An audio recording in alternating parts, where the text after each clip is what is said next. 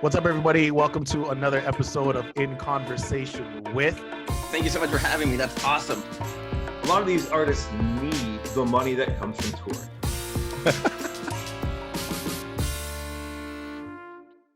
Hey, everybody. Welcome to another episode of In Conversation with.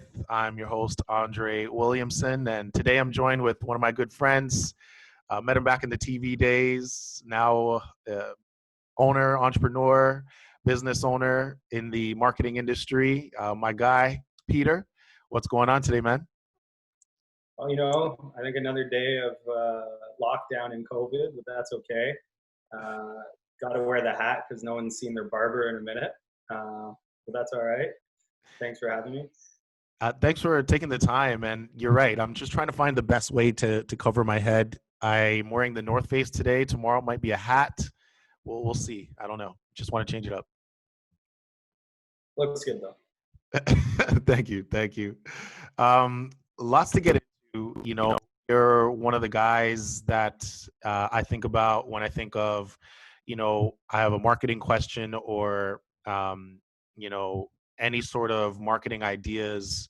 I think you're the guy that is, one of the most well-versed in sort of the industry. And I thought sitting down with to talk about what are the ways that you're seeing companies sort of pivot during this time, and what are the trends that you're seeing happen during this time. But the first thing that I want to get into with you is just maybe tell me or tell everybody a little bit about what it is that you do and what are some of the companies that you work with right now. Yeah, I just recently exited an agency that I founded a while ago called Navigate Group. We had focused on branding and design, but then we focused a lot in hospitality. So we worked with some of the bigger players like Fairmont, St. Regis, Marriott groups, but we worked with smaller businesses as well in terms of hospitality, people just looking to enter the market, and then focused a lot on e-commerce as well. So working on digital design, UI, UX for, whether it's anything from a new vape store, fashion, anything that could be kind of bought and sold online. Again, and then pivoted myself to focus more just on the digital stuff, and that's now with Nav 43. So we're focusing on a lot of e-commerce plays there, and there's been a lot of interesting developments there with COVID and what people's strategies are. But with them, again, we work with a variety of clients, from standard retail clients to larger e-commerce clients, payroll processors. Ceridian's one of our clients. We work directly with a lot of web development companies, and fit in within their workflow, from everything from SEO site migrations, which can be boring stuff, to content strategy, to information architecture, a lot of things there. And then as Peter, right now, currently working more of a fractional head of sales and marketing and strategist for business as well. And that's focusing on anything from e-commerce to finance, to payment processing. Yeah, that's kind of the quick roundup right now. Wow, sounds like a busy guy. You've done a lot and you're doing a lot right now. So congratulations on your success, man. You've been doing well. Thanks. Yeah, it's been busy. I think ups and downs with COVID, but yeah, the last decade or so has been a bit of a grind. Let's talk about that for a bit. Let's talk about COVID and being in the marketing industry and having clients that are needing to navigate and pivot during this time. What are you starting to see companies do, maybe specifically your clients or other companies, but what are you starting to see them do to sort of maximize what's happening during this time?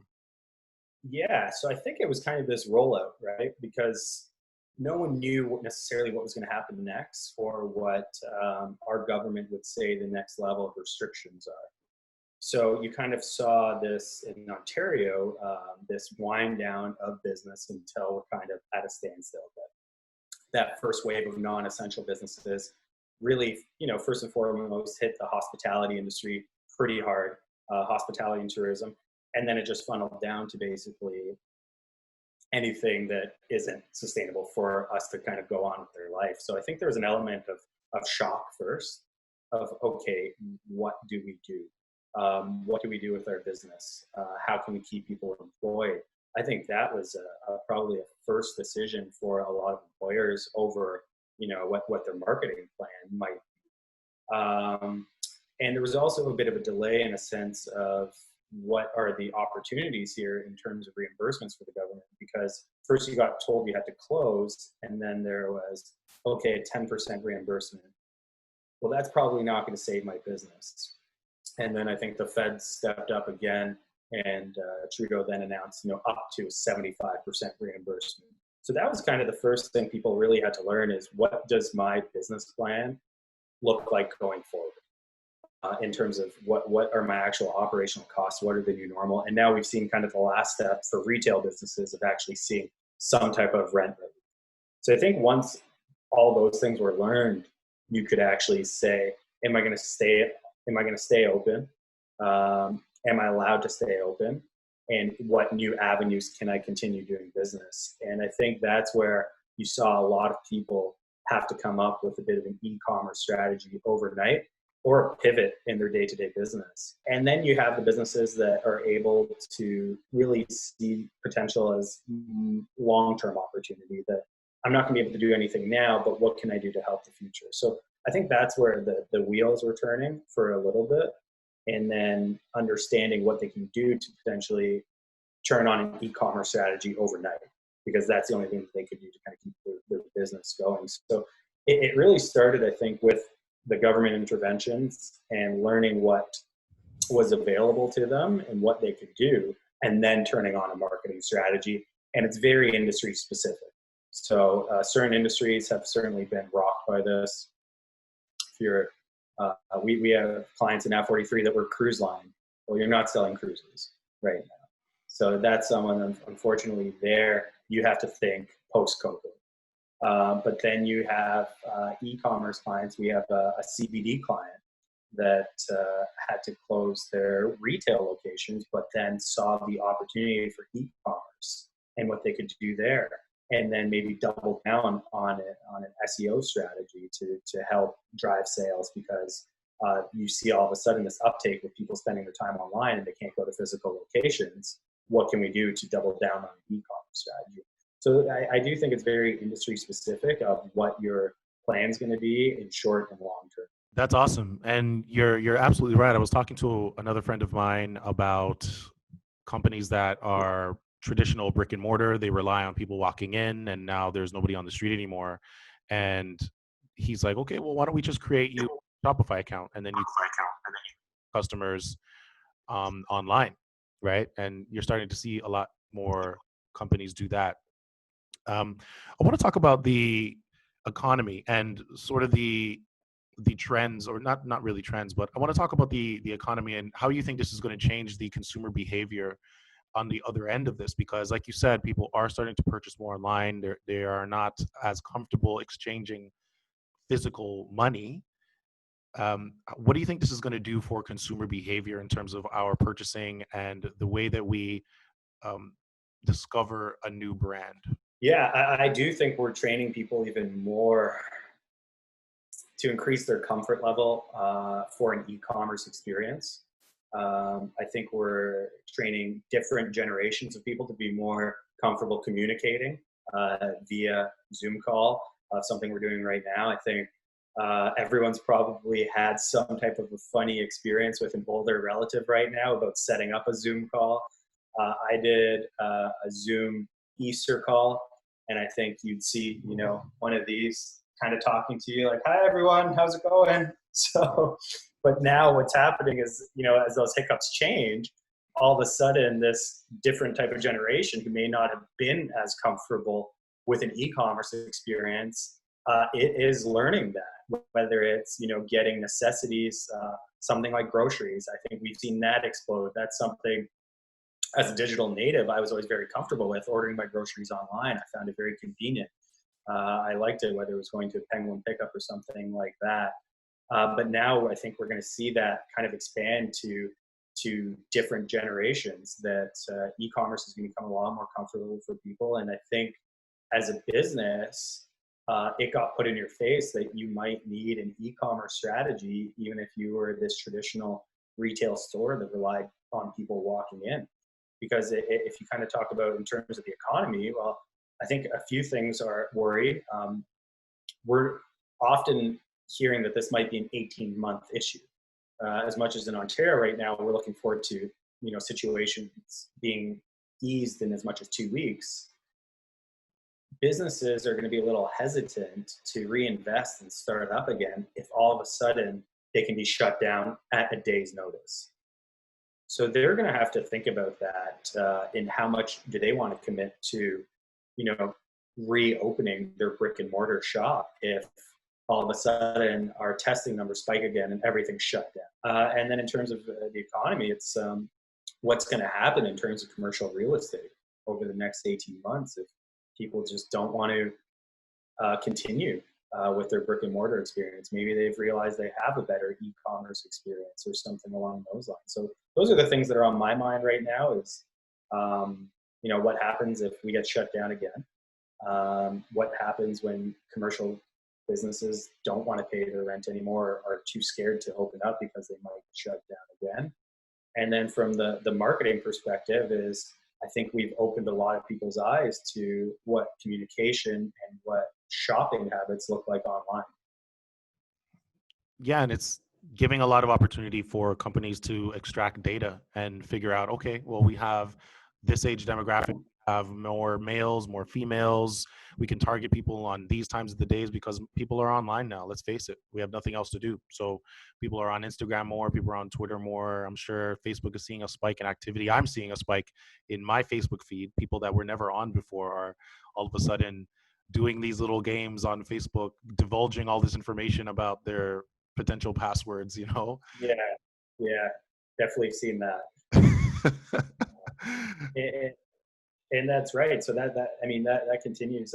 Another thought that's obviously important is what is everyone's content strategy? This is something you and I talk about quite often, but as people are also spending more time online, that's where I'm seeing a lot of people invest in their long-term marketing goals is what does a content strategy look like? That people are spending all this time online, they have to consume something. If you're not watching Netflix or streaming, you're probably in front of your computer or your phone right now. Exactly. And what I'm noticing is that companies are investing in the traditional sort of, tearjerker, thank you to our healthcare workers and a bunch of stock footage because nobody's shooting anything. And hey, we're going to give back, or, Tim Hortons is free coffee for any essential workers, or, companies are like banks, for example, they're putting out content that, relief efforts. And that's what they're doing right now to sort of attract the market. And I guess that's all they can do right now because you're not seeing any big commercials being created and you can't really make a big marketing effort because you don't know what people's purchasing decisions are going to be like. Yeah, absolutely. And I think that's something maybe of a luxury for the bigger businesses to kind of step up on their corporate social responsibility. And you've kind of seen everyone, maybe, like you said, bigger banks, things like that, put together stock footage. There's a marketing guy that says, hey, this is an opportunity to position ourselves in a good light. That isn't a luxury for a small business. In a medium-sized business, and those are the people that really are being affected by this the most. So yeah, that's a great strategy for them to kind of improve brand sentiment during this downtime. That I saw Bank X do this promo and they helped out the healthcare workers or something like that. But it isn't that luxury for someone who is like, how do I keep my 10 or 15 employees paid? Oh, and how do I keep these clients if my business just got rocked overnight? Yeah, you're totally right. The small businesses don't have that luxury. You're seeing restaurants close down because they just can't afford it. They can't just pivot like everyone else. But you're also seeing the rise of some businesses like Good Food that already deliver food to your house, and they're probably getting a lot more business at this point, right? Absolutely, yeah. Let's switch gears for a bit. And we were talking about this a little bit in sort of like the pre-interview when we were just kind of catching up, but you're spending a lot of time, right? Like people are spending a lot of time inside, and we don't have those things that we can just distract ourselves with. We don't have the water cooler conversations at work, and we just have to be inside and face ourselves every day. Everybody is learning things about themselves now that they didn't already know, because everything, it's this time by yourself is uncovering things about yourself that you didn't know existed. What are some of the things that you are figuring out about yourself, you're learning about yourself, maybe that you like or don't like, and how are you coping with that? Yeah, I think again, it happened in stages because none of this is normal to be locked down almost 24/7, where you're kind of leaving for groceries or you walk the dog. When you're outside, it isn't the normal feeling of I'm just going for a walk. It's where you see someone walking down and you're like, oh, who's crossing the street? So that's, obviously the new normal's gone. Even when you're at home, it's not the normal. So I felt it was the first, week or two was all right. Let's kind of roll with this, have some fun, maybe have a couple glasses of wine at night, watch a movie, and then there's this realization that this isn't going to be a 2 week thing. And I think at that point it was find a new routine and maybe try to find one quickly and establish a few things that are going to make this negative a little bit more of a positive and find a way to be productive. So that was kind of the first things that had to happen because you're not yourself right now because all those things you took for granted are gone about your normal day-to-day life. Going to the grocery store isn't the same. Going for a walk isn't the same. Nothing is really the new normal. Filling up your gas tank and having to hand sanitize after and all these things that maybe you should have been doing anyways, but it wasn't anyone's normal. So I think that was kind of the adjustment period. And then there was, okay, I need to create what my new normal looks like. So I think that was kind of the first stage is really what does my new routine look like? And what does my new day-to-day look like? And then, I mean, you and I were talking about this as well, is if you have a spouse or a partner with you, that then takes on kind of this new normal as well.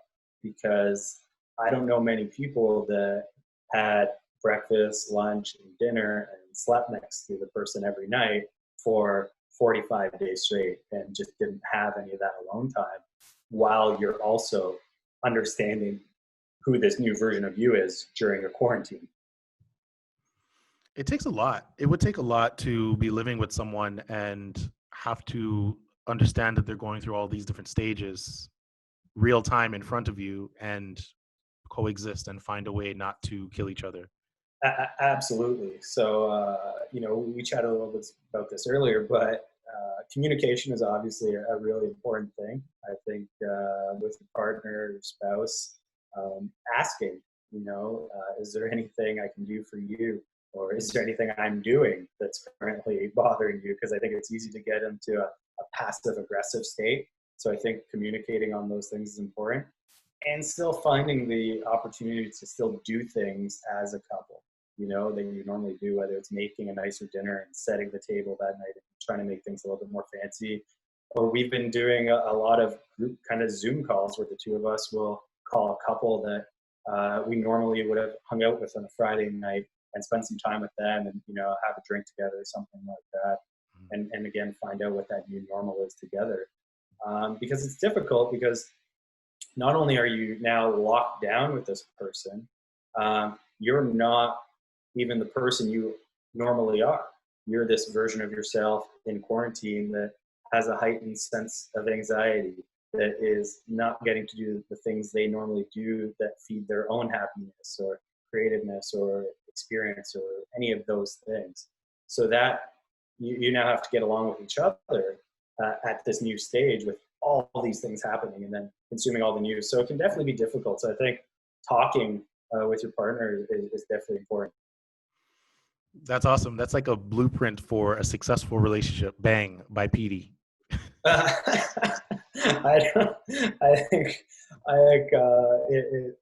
do think it's definitely a difficult time for a lot of relationships out there, but I think any tips or hints I could give that could help some people out, yeah, I don't think any relationship's going to be easy at this point. I've been lucky. I think Michelle, my partner, has been very understanding and maybe has looked past some of my habits that maybe she hadn't seen before. Well, we were both going to work and now we're both living together. So I have to give her a big shout out for being very patient with me as well during this time. What I don't know if you want to get into the habits that you have, but mine is I'm not showering every day. That's for damn sure.